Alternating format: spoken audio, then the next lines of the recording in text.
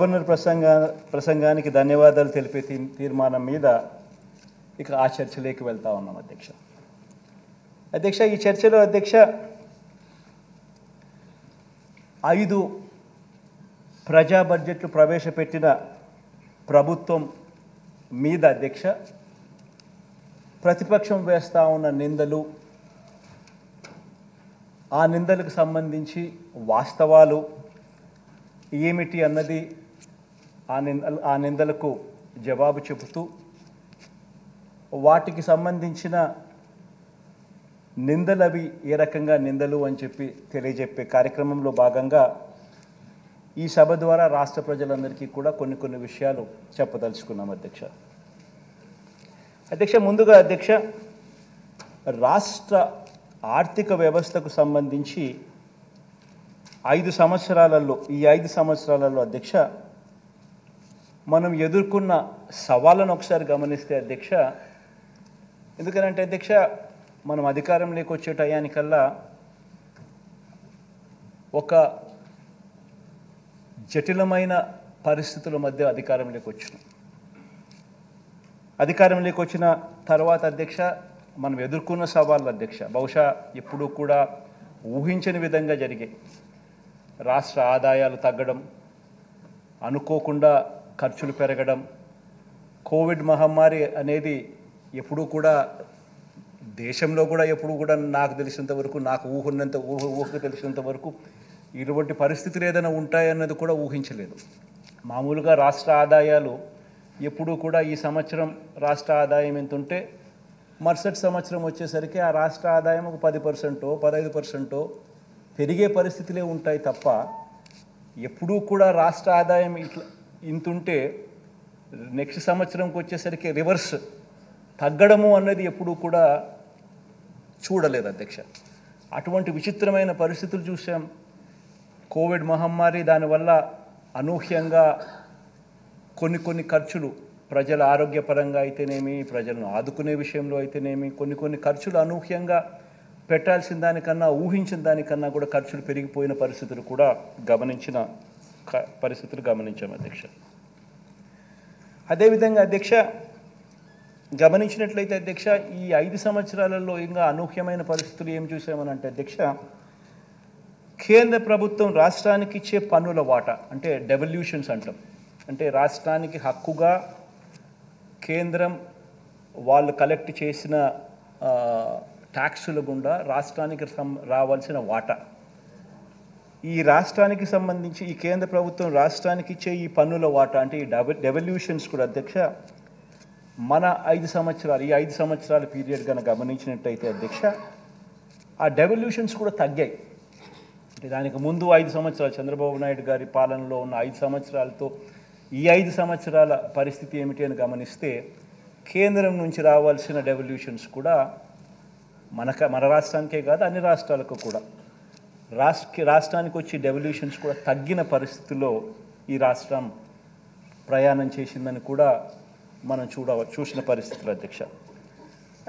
అదే రకంగా అధ్యక్ష రాష్ట్రానికి అత్యంత కీలకమైన వ్యవసాయము, విద్య, మహిళా సాధికారత ఇటువంటి రంగాల మీద అధ్యక్ష గత ప్రభుత్వ విధానాల వల్ల రాష్ట్రం మీద దాని ఇంపాక్టు, ప్రజల మీద దాని ఇంపాక్టు ఎంత తీవ్ర స్థాయిలో దాని పడింది అటువంటి పరిస్థితుల్లో కూడా మనం ప్రయాణం చేస్తూ రాష్ట్రాన్ని 5 సంవత్సరాలలో ఈ ముందుకు నడపవలసిన పరిస్థితి వచ్చింది అధ్యక్ష. ఇక 4వది అధ్యక్ష రాష్ట్ర విభజన తర్వాత ఇప్పటికీ కూడా అధ్యక్ష మనం ఎదుర్కొంటున్న ఇబ్బందులు మనల్ని ఇప్పటికి కూడా మనల్ని వెంటాడుతూ ఉన్న రెవెన్యూ లోటు, ఇవన్నీ కూడా ఈ 5 సంవత్సరాలలో అనూహ్య పరిస్థితుల మధ్య ఇటువంటి అన్ని పరిస్థితులను అధిగమించి ఈ 5 సంవత్సరాలలో ఒక గొప్ప పాలన చేయగలిగాము అని చెప్పి కూడా గర్వంగా కూడా చెప్పగలను అధ్యక్ష. ఇక నేను చెప్పిన ఈ 4 అంశాలకు సంబంధించి అధ్యక్ష ఒకసారి గమనించినట్లే అయితే అధ్యక్ష కోవిడ్ అధ్యక్ష ఈ కోవిడ్కి సంబంధించి ఈ కోవిడ్ కారణంగా అధ్యక్ష ఈ 2 ఆర్థిక సంవత్సరాలు ప్రపంచంతో పాటు మనం కూడా అధ్యక్ష అనేక సవాళ్ళను ఎదుర్కోవాల్సిన పరిస్థితి వచ్చింది అధ్యక్ష. రాష్ట్ర ఆదాయాలు దాదాపుగా 66,000 కోట్ల రూపాయలు మనం కోల్పోయాం అధ్యక్ష ఈ 2 సంవత్సరాలలో. కోవిడ్కి సంబంధించి ఈ 3 సంవత్సరాలు 2019 నుంచి 2022 వరకు, 2019 నుంచి 2022 వరకు ఈ 3 సంవత్సరాలు ఒకసారి గమనించినట్టయితే అధ్యక్ష, రాష్ట్రానికి సంబంధించిన ఆదాయాలు మనకు రావాల్సిన ఆదాయాలు దాదాపుగా 66,116 కోట్ల రూపాయలు నష్టపోయిన పరిస్థితి మనం కనపడతా ఉంది అధ్యక్ష.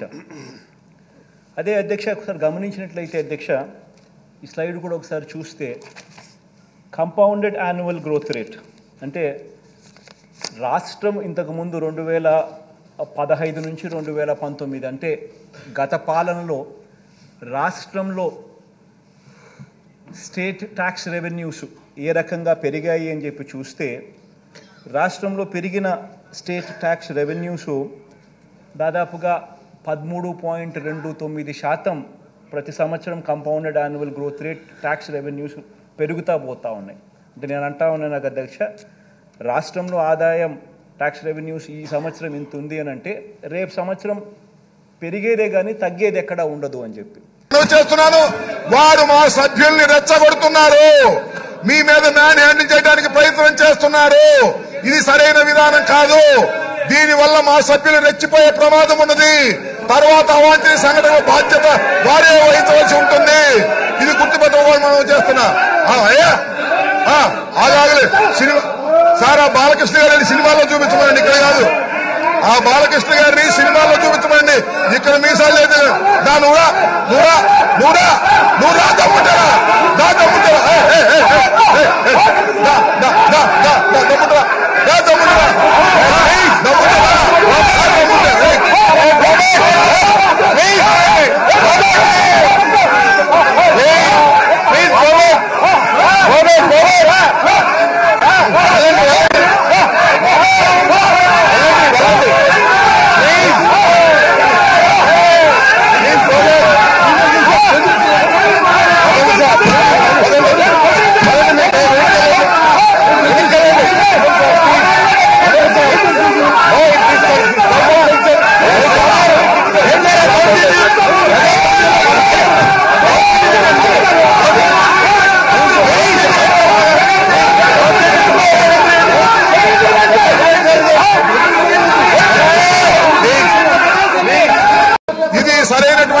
కాదని కూడా ఈ సందర్భంగా మనవి చేస్తున్నాను.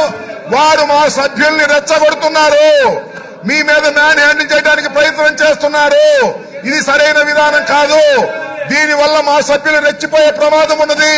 తర్వాత అవాంఛనీయ సంఘటన బాధ్యత వారే వహించవలసి ఉంటుంది. ఇది గుర్తుపెట్టుకోవాలి మనం చేస్తున్నా. ఆగాగలే సినిమా సార్, ఆ బాలకృష్ణ గారిని సినిమాలో చూపించమండి, ఇక్కడ కాదు.